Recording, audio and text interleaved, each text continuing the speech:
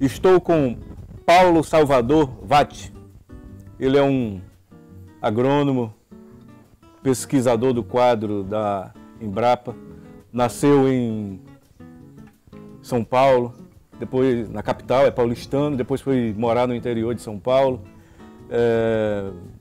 Se formou no Rio de Janeiro, vive no Acre há mais de 14 anos e agora, como secretário de Produção e Agronegócio do governo Gladys Cameli, tem a missão de tentar consolidar o agronegócio no estado, incluindo a soja. É um prazer tê-lo aqui, Paulo. Obrigado, Altino. É um prazer revê-lo você. Nós nos conhecemos há muito tempo e sei da sua qualidade jornalística, então é um prazer enorme estar aqui e podendo debater esse tema com você, que é o agronegócio. Legal.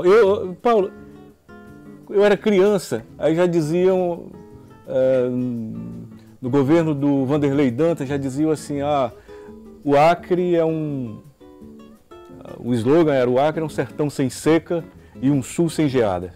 Foi quando o Acre abriu as suas porteiras para receber migrantes, para substituir, para ocupar os seringais que estavam falidos no final dos anos 60, começo dos anos 70. E depois, sempre se falando em economia rural da Amazônia, em desenvolvimento, em prosperidade, em florestania, né, em produção. E a gente está... Aí agora surge o governo do qual você faz parte, pregando abertamente a necessidade de a gente ter consolidar o agronegócio, incluindo a soja, né? A gente está sempre dependendo de um milagre. Isso é a referência que você faz ao governo Ou Dantas, de um Salvador. Né? Mas a referência que você faz ao governo Dantas, né, que não é da minha época, mas eu tive a oportunidade de conversar, conhecer produtores que vieram naquela época, né, e realmente vieram com essa esperança, né. E não estava errado, porque se a gente olhar, o Acre está debaixo de um céu maravilhoso, né, que tem luminosidade e calor o ano inteiro, tem chuvas suficientes, né, e tem terras excelentes, né. E se a gente comparar a situação do Acre daquela época, que era um líder regional no início do desenvolvimento da agricultura, e se olharmos para hoje a situação, que virou um exemplo irrisório, né? Porque enquanto o Acre estava saindo na frente naquele momento, Rondônia não tinha nem começado ainda a nascer, né? Uhum. E a gente vê hoje, passados esses 20 anos, né, cidades robustas, uma economia forte, contas em dia em Rondônia, contas públicas equilibradas, comércio forte, né? Uma pequena dependência da economia do Estado, né? Enquanto que o Acre virou um motivo quase de chacota. Mas isso também Rondônia fez a um preço muito pesado de dano ambiental, né? Da sua... Isso é um erro grosseiro, né? Afirmar isso. Eu vou te dizer por quê. É verdade, por exemplo, as terras protegidas em Rondônia são 45% do estado, são áreas protegidas. No Acre chega a 47%. Né? O que você tem é o seguinte, nas áreas de conservação, então a política ambiental nos dois estados foram muito parecidas. Né? Agora, se você for ver, por exemplo, a economia de Rondônia, na área de reservas extrativistas em terras indígenas, é um exemplo que a gente devia ter seguido, né? A política de florestania devia ter seguido o exemplo de Rondônia. É só você olhar, por exemplo, o exemplo dos índios Sauri, né?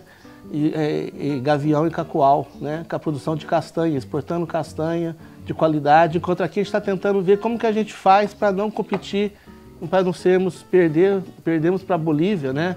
Que exporta a maior parte da nossa castanha. Durante muito tempo a gente teve um discurso de que nós conseguimos evitar a rondonização, nós resistimos, nós criamos uma porteira, agora nós estamos num processo de rondonização. Nós éramos um exemplo da melhor economia do mundo, né?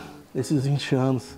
A melhor economia florestal, a melhor saúde, a melhor educação, né? Não é isso o nosso exemplo? Isso que queríamos evitar? É isso que você chama de não ter rondonização, é isso? É ter essa miséria? É ter mais de metade da população dependendo de Bolsa Família, o produtor não ter acesso à terra, se fala muito em florestania, se falou muito em florestania, né?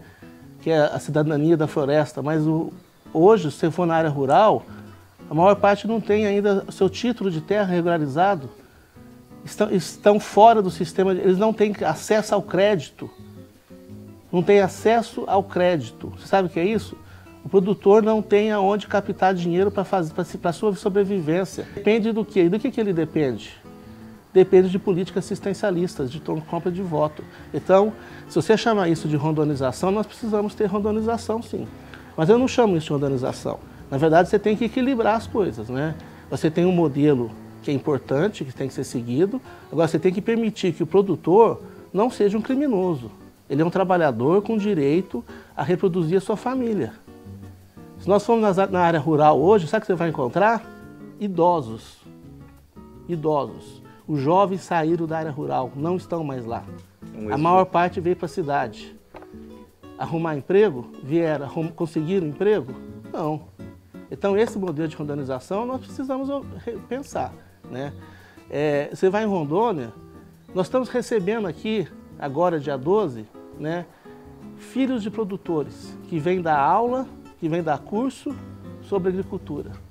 São filhos de produtores que plantaram, que com o dinheiro da família da agricultura conseguiram estudar fora, se formaram e agora estão voltando para a área rural para ajudar as suas famílias e as outras famílias. O governador tem dito que vai atrair, apoiar e quer que seja desenvolvida a soja no estado. Sim. Ele disse que não vai haver necessidade de derrubar uma árvore a mais.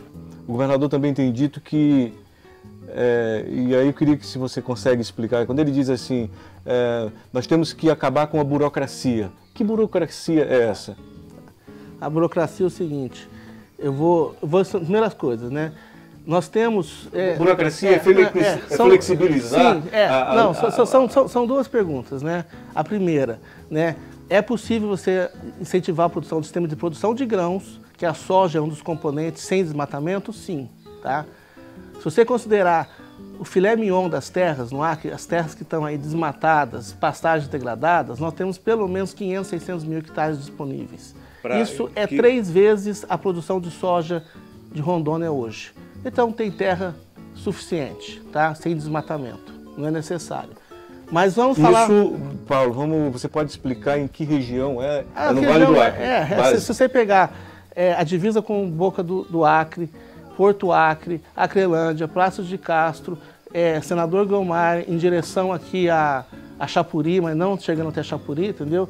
Todas as terras assim, são mais ou menos, se você ter uma ideia, aquele meio de terras entre o Rio Acre e o Rio Abunã, tá? Essas terras são próprias para essa produção agrícola. E aonde está o desmatamento? Já está consolidado. Desmatamento que o quê? Não gerou emprego, não gerou renda, gerou uma alta, por exemplo, você tem municípios com 90% da área desmatada e uma miséria enorme, que depende basicamente do fundo de participação dos municípios para pagar os salários. Isso é um dano causado pela pecuária. Não, um dano pelo modelo de uso da terra, que foi implantado. Não é pela pecuária. Esse dano é causado pelo modelo que foi implantado. Sim, o modelo de ocupação predatória. Aí você tá sendo, por exemplo, vamos pegar a Alta Floresta, né? Que não teve esse modelo, Alta Floresta do Oeste, entendeu? Onde você tem a terra indígena Rio Branco, onde você tem a cafeicultura forte, né? Lá você tem, essa cidade tem economia forte, você tem indústrias fortes, você tem agroindústria, você tem uma taxa de emprego elevada, praticamente você não tem desemprego, você tem inclusive até reclamação de falta de mão de obra, né? E o modelo não foi esse, entendeu?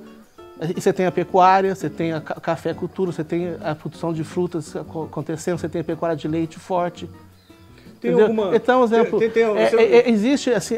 existe algumas coisas que são afirmadas de forma assim, que a agricultura causa degradação, de forma muito irresponsável, você me desculpa. Agora, eu quero responder a outra pergunta. Não, mas eu não estou dizendo que é agricultura, eu estou dizendo que a nossa ocupação foi uma ocupação criminosa, predatória. Por exemplo, no Vale do Acre, quando foram abrir a estrada, ninguém aproveitava nem a madeira era queimada.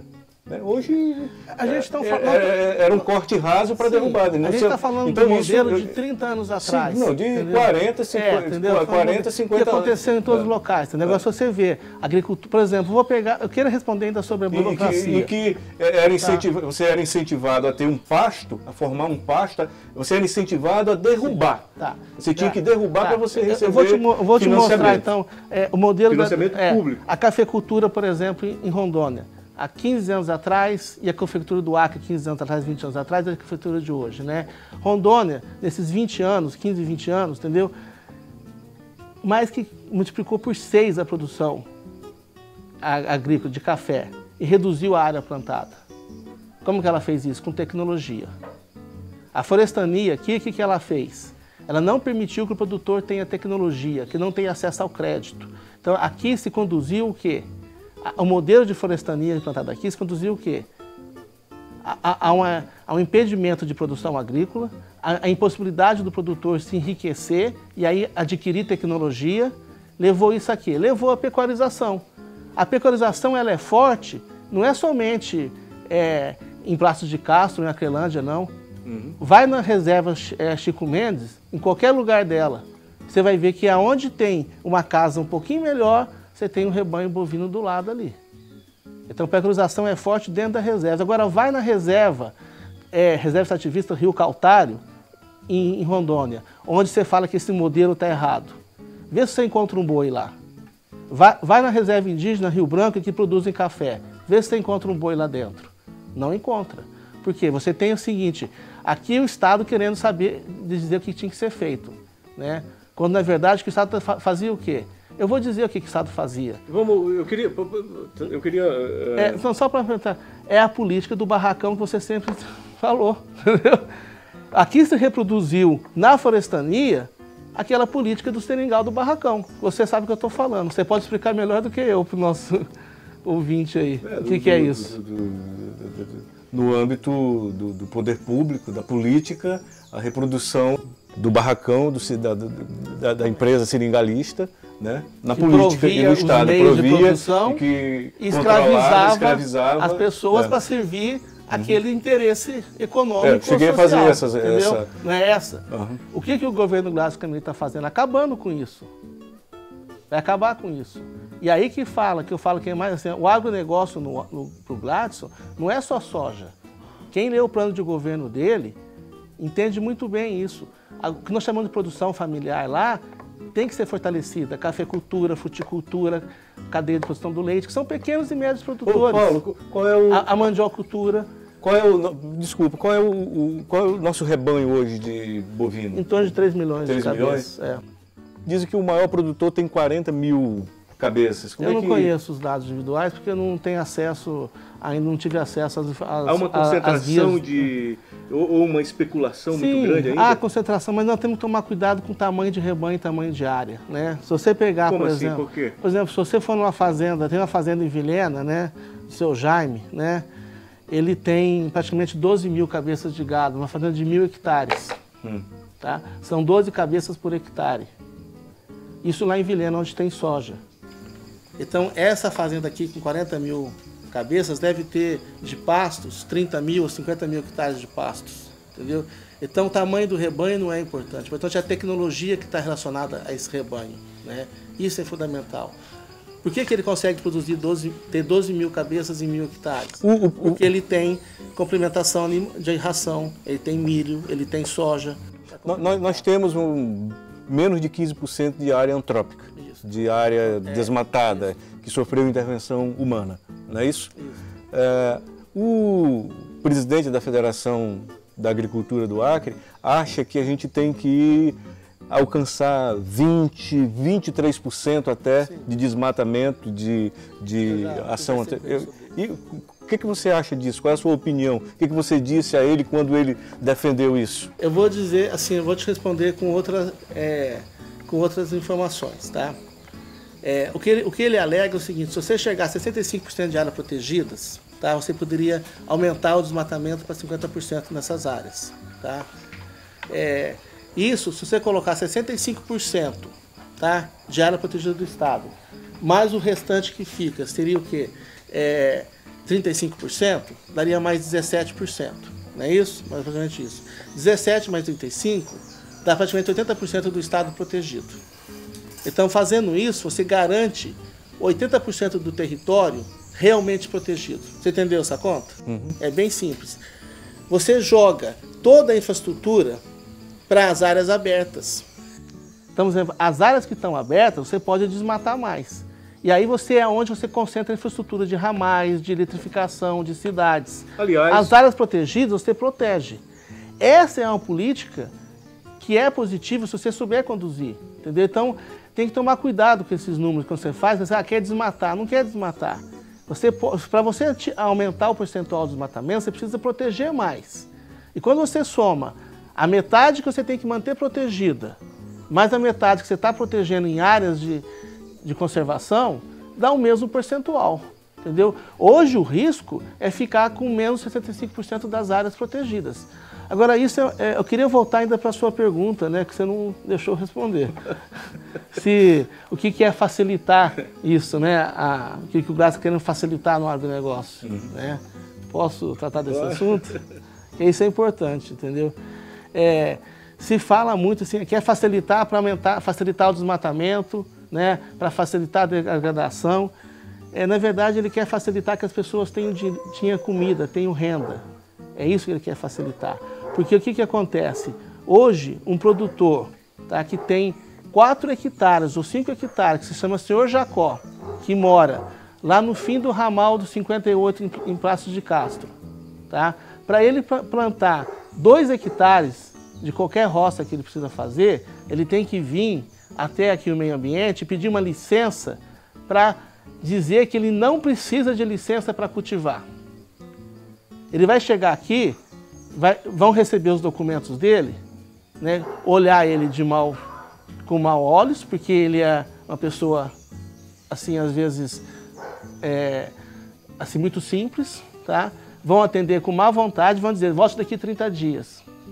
Passado 30, e vai pagar uma taxa. 30 dias depois, ele vai descobrir que ele trouxe o documento da esposa errado, entendeu? Ou que trouxe um documento comprovante de endereço vencido, né? E vai mandar ele voltar daqui 30 dias. Ele não vai voltar mais, porque o que ele sabe é plantar, o que ele sabe é usar a terra. Ele não é burocrata de ficar vindo em instituição pública para tentar regularizar sua documentação. E ele não pode pagar por isso. Então, o que o Graz quer fazer é o seguinte, quem tem direito a plantar, que possa plantar, entendeu? Isso é muito simples. Isso é um direito básico, tá? O direito a usar a terra é inerente do produtor. É como se área que já foi... Isso, como se eu tivesse uma padaria fosse produzir... desmatada. Imagina se a padaria fosse fazer um bolo diferente, precisaria de autorização, entendeu? Do governo, porque... Isso é o que ele e você diz, desburocratizar. Sim, desburocratizar. Não é flexibilizar as leis ambientais. Você precisa... As leis ambientais são federais. O Estado não vai mudar a lei federal.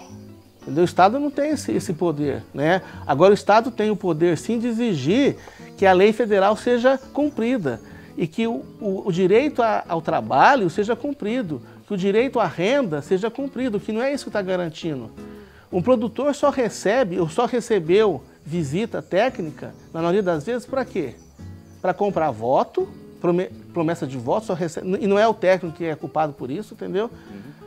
Ou para quê? Para levar a multa. Me diga uma coisa, o seu Jacó vai ter ramal para ele escoar a sua produção? Como é que você vai lidar com isso num momento crítico? É um problema sério. O Acre tem basicamente 13 mil, 14 mil quilômetros de ramais para serem recuperados, né? Nos últimos anos não havia recuperação de ramais, havia raspagem de ramal. Então cada vez que você raspa o ramal, você expõe uma camada de solos que é pior para o tráfego. Então, cada ano, você piora a capacidade de conservação desse ramal. Isso vem sendo feito ano após ano, né? Precisa recuperar isso agora. Então, o governo do Acre, o governo do Gladys Cameli, está muito atento a isso, né? nós vamos fazer o seguinte, nós vamos começar a recuperação dos ramais mais prioritários. Que são os mais prioritários? Que já têm alguma cadeia de produção consolidada. Por exemplo, cadeia do leite, mandioca, fruticultura, né? Esses vão ser os primeiros ramais. Não vamos atender todos os ramais do primeiro ano, vamos atender 10%, 8% da necessidade. Mas cada ramal que vai ser recuperado vai ser feito de forma correta agora. Ele vai ter uma durabilidade de 5 a 10 anos. E a partir do momento que o ramal for liberado, passa a estabilidade da prefeitura a manter. E o Estado vai recuperando mais. Então, além disso, existem ramais extensos de 3, 5, 6 quilômetros, que às vezes um ponto apenas de recuperação permite o tráfego em todo o ramal. Então vai ser feito isso também. Entendeu? Outra coisa que eu queria saber, os governos do PT estão deixando aí alguns empreendimentos, Peixe da Amazônia, a fábrica de taco, né? O que mais? Produção de suínos, de aves. Que destinação, como é que vocês vão lidar com isso aí? Como é que está essa realidade? Eu fui visitar agora uma instalação de suínos, né, que tem em Capixaba, tá, destinado a pequenos produtores, que era para produzir criar 900 suínos por ciclo, né, cada 4 meses. E desde março de 2017 já está entregue e nenhum leitão entrou até lá agora.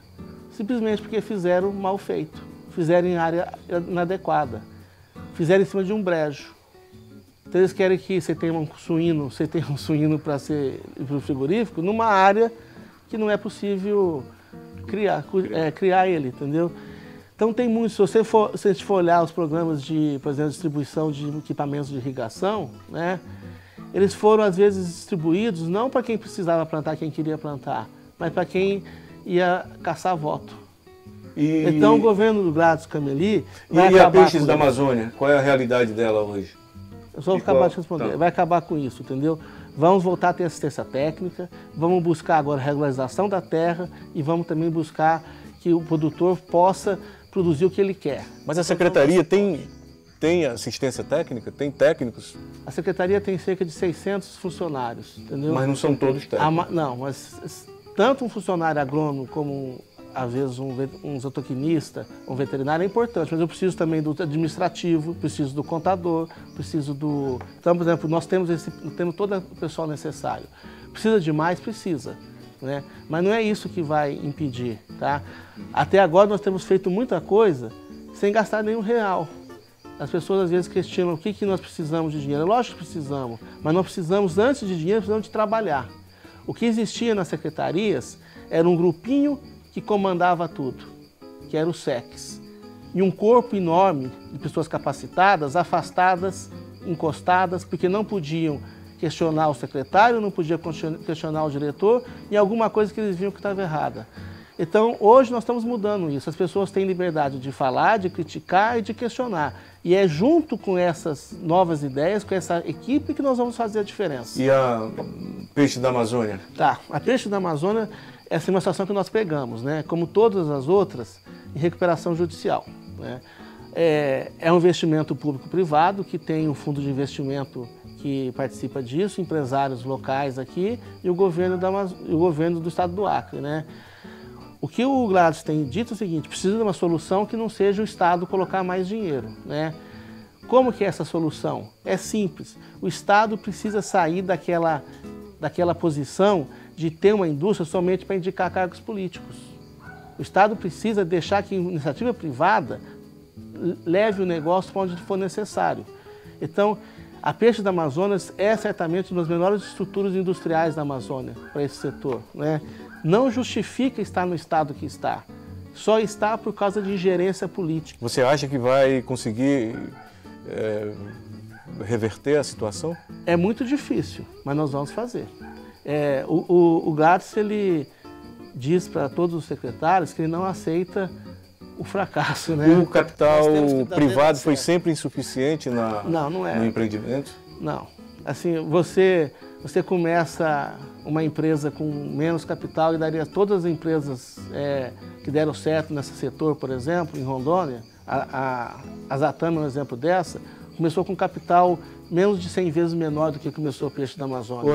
Então não é o capital que foi insuficiente, é a gestão do capital que foi mal feita. Como você explica, dos maiores estados onde se concentra o agronegócio no Brasil, o Rio Grande do Sul, Mato Grosso e Goiás decretaram calamidade financeira. É porque assim, ó, como você consegue explicar isso? Você tem dois fatores. No Rio Grande do Sul nós tivemos um problema de políticas tributárias equivocadas durante vários anos, né? Tanto que a administração anterior de 8 anos não se reelegeu, né? Tivemos também problemas em relação a qual estado você falou? O Mato Grosso e tá. Goiás. Mato Grosso eu não sei te explicar exatamente o que aconteceu, tá? Mas você tem, por exemplo, além da política tributária, você tem a questão de administração de contas públicas. Mas se você olhar, por exemplo, Rondônia também, que está na Amazônia, não aconteceu isso, entendeu?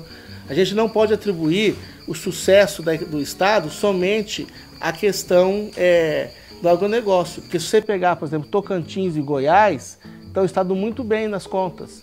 E depende também do agronegócio. Não, Goiás decretou... Goiás acho que não. Tem certeza? Não, tudo bem. Mas porque eu saiba, são três desses três. Minas Gerais, Mato Grosso e Rio Grande do Sul. Goiás não. E Rio de Janeiro, né? E outra coisa, você também é empresário, né? Sim. Você é dono de um cemitério? Sim, eu tenho um cemitério faz 22 anos, né? É uma empresa que nunca precisou de um centavo de dinheiro público, né? E deu certo. E onde é o seu cemitério? É em Mococa. Eu tenho um cemitério, também tenho uma construtora em Mococa, né? Sou dono de uma franquia da Oi em Porto Velho, né? Então, embora eu seja um funcionário, tenha público, né? Eu tenho investimentos são investimentos que veio da minha família. Já assim, a tradição de investir, né, é anterior ao meu nascimento, né? Já veio da família. O meu avô, ele era boia fria, né? Assim, colono, né? Ele morava em Você é descendente de alemães? Sim, mas sim, alemães e italianos que vieram para substituir a mão de obra escrava, né? A minha família veio para trabalhar como substituição da mão de obra escrava, né? Nas fazendas, né? Então, o que desenvolvemos foi o trabalho, né? Não viemos com ninguém da família veio da Europa para cá com capital.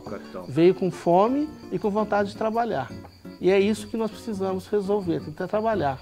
O trabalho é a solução. Infelizmente, chegou a hora de encerrar essa conversa com Paulo Vatti, meu amigo. Eu gostaria muito de continuar, Altino, porque é um prazer poder falar com um jornalista do seu gabarito. Você é uma pessoa que critica, que coloca as perguntas difíceis, eu adoro responder perguntas difíceis. Espero que você me dê outra oportunidade de estar aqui conversando com você. Muito obrigado. Igualmente.